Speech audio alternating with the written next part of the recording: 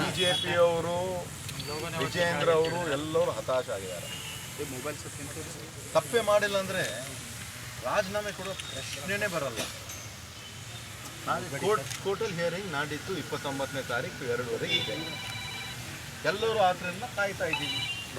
ಮೊನ್ನೆ ನಮ್ಮ ಪರವಾಗಿ ಅಭಿಷೇಕ್ ಮನು ಸಿಂಘ್ವಿ ಅವರು ಬಂದಿದ್ದರು, ಕಪಿಲ್ ಸಿಬಲ್ ಅವರು ಎಲ್ಲರೂ ವಾದ ಮಾಡ್ತಾರೆ. ಅದರಲ್ಲಿ ತಪ್ಪೇ ಆಗಿಲ್ಲ ಅಂದರೆ ಸ್ಪಷ್ಟವಾಗಿ ಎಲ್ಲರೂ ಹೇಳ ನಂತರನೂ ಕೂಡ ತಾವೇ ನೋಡಿದ್ರಿ. ನಮ್ಮದು ಜನ ಆಂದೋಲನ ಕಾರ್ಯಕ್ರಮ ಆಯಿತು, BJPಯವ್ರದ್ದು ಪಾದಯಾತ್ರೆ ಆಯಿತು. ಜನ ಎಷ್ಟಿಲ್ಲ. ಜನ ಆಂದೋಲನ ಕಾರ್ಯಕ್ರಮ ಮಾನ್ಯ ಮುಖ್ಯಮಂತ್ರಿ ಸಿದ್ದರಾಮಯ್ಯ ಅವರ ಕಾರ್ಯಕ್ರಮದಲ್ಲಿ ಲಕ್ಷಾಂತರ ಜನ ಸೇರಿದ್ರು ಸ್ವಇಚ್ಛೆಯಿಂದ.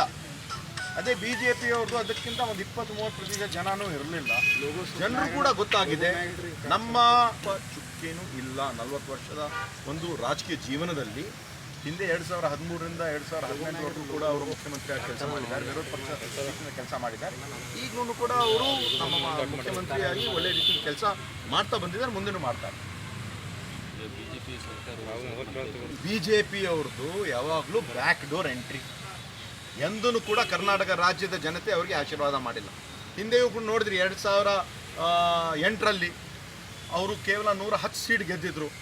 ಅದರಲ್ಲಿ ಒಂದು 4-5 ಇಂಡಿಪೆಂಡೆಂಟ್ ಶಾಸಕರನ್ನು ತೊಗೊಂಡು ಸರ್ಕಾರ ಮಾಡಿದ್ರು. ಮೊನ್ನೆನೂ ಕೂಡ 2018ರಲ್ಲೂ 104 ಶಾಸಕರಿದ್ದರು. ಮತ್ತೆ ಬ್ಯಾಕ್ ಡೋರ್ ಎಂಟ್ರಿ ನಮ್ಮ ಪಕ್ಷದ ಶಾಸಕರಿಗೆ 17 ಜನಕ್ಕೆ ಅವ್ರು ತೊಗೊಂಡೋಗಿ ಸರ್ಕಾರವನ್ನು ಮಾಡಿದ್ರು. ಯಾವಾಗಲೂ ಕೂಡ ಕರ್ನಾಟಕದಲ್ಲಿ BJPಗೆ ಆಶೀರ್ವಾದ ಇಲ್ಲ. ಅವ್ರೇನಾದರೂ ಇದೇ ಒಂದು ವಿಫಲವಾಗಿ ಬ್ಯಾಕ್ ಡೋರ್ ಎಂಟ್ರಿ ಮಾಡ್ತಾರೆ. ಇವತ್ತು ಕೇಂದ್ರ ಸರ್ಕಾರ ಅವ್ರಿಗೆ ಒಂದು ಸ್ಪಷ್ಟ ಬಹುಮತ ಇಲ್ಲ. ಅವರೇ ಬೇರೆಯವ್ರ ಕಡೆಯಿಂದ ಸಪೋರ್ಟ್ ತೊಗೊಂಡು ಇವತ್ತಿನ ದಿವಸ ಸಮ್ಮಿಶ್ರ ಸರ್ಕಾರ ಅಲ್ಲಿ ನಡೆಸ್ತಾ ಇದ್ದಾರೆ. ಅವರು ಎಲ್ಲೂ ಕೂಡ ಒಂದು ಏನಾದರೂ ಒಂದು ಒಳ್ಳೆ ಸರ್ಕಾರ, ಕಾಂಗ್ರೆಸ್ ಸರ್ಕಾರ ನಡೀತಾ ಇದ್ದರೆ ಸಹಿಸ್ಕೊಳ್ಳೋಕ್ಕಾಗಲ್ಲ. ಅವರು ಏನಾದರೂ ಮಾಡಿ ಉಳಿಸ್ಬೇಕಂತ ಇವತ್ತಿನ ದಿವಸ ನರೇಂದ್ರ ಮೋದಿಯವರಾಗಲಿ ಅಮಿತ್ ಶಾ ಅವರಾಗಲಿ ಒಂದು ಕುತಂತ್ರ ಮಾಡ್ತಾರೆ, ಒಂದು ಷಡ್ಯಂತ್ರ ಮಾಡ್ತಾರೆ. ಯಾವ ಕಾರಣಕ್ಕೂ ಅವ್ರಿಗೆ ಅನುಕೂಲ ಆಗಲ್ಲ. ಮತ್ತೆ 100 ಕೋಟಿ ರೂಪಾಯಿ ಆಫರ್, ನಮ್ಮ ಪಕ್ಷದಲ್ಲಿ ಇರ್ತಕ್ಕಂಥ ಒಬ್ಬ ಶಾಸಕರು ಹೇಳಿದ್ದಾರೆ, ಅವ್ರು ಫೋನ್ ಮಾಡಿರ್ತಾರೆ ಅವ್ರಿಗೆ. BJPಯವರು ಏನೇನು ಒಂದು ಪ್ರಯತ್ನ ಮಾಡಿ ಅವ್ರಿಗೆ ಫೋನ್ ಮಾಡಿರ್ತಾರೆ. ಅದಕ್ಕೂ ಕೂಡ ಅವರು ಮಾತಾಡಿ ಹೇಳ್ತೀನಿ ಅಂತ ಹೇಳಿದ್ದಾರೆ. ಅವರು ಇವತ್ತಿನ ದಿವಸ ನಾವೆಲ್ಲರೂ ಮಾನ್ಯ ಮುಖ್ಯಮಂತ್ರಿಯವರ ಒಂದು ಕಾರ್ಯಕ್ರಮ, ಜನಾಂದೋಲನ ಕಾರ್ಯಕ್ರಮದಲ್ಲಿ ಎಲ್ಲ ಸಚಿವರು, ಎಲ್ಲ ಶಾಸಕರು ಒಂದೇ ಕಡೆ ವೇದಿಕೆ ಮೇಲೆ ನಾವಿದ್ದೀವಿ.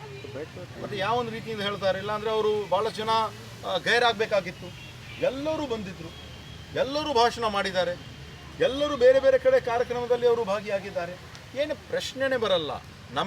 ನಮ್ಮ ಸರ್ಕಾರ ಗಟ್ಟಿ ಸರ್ಕಾರ ಇದೆ.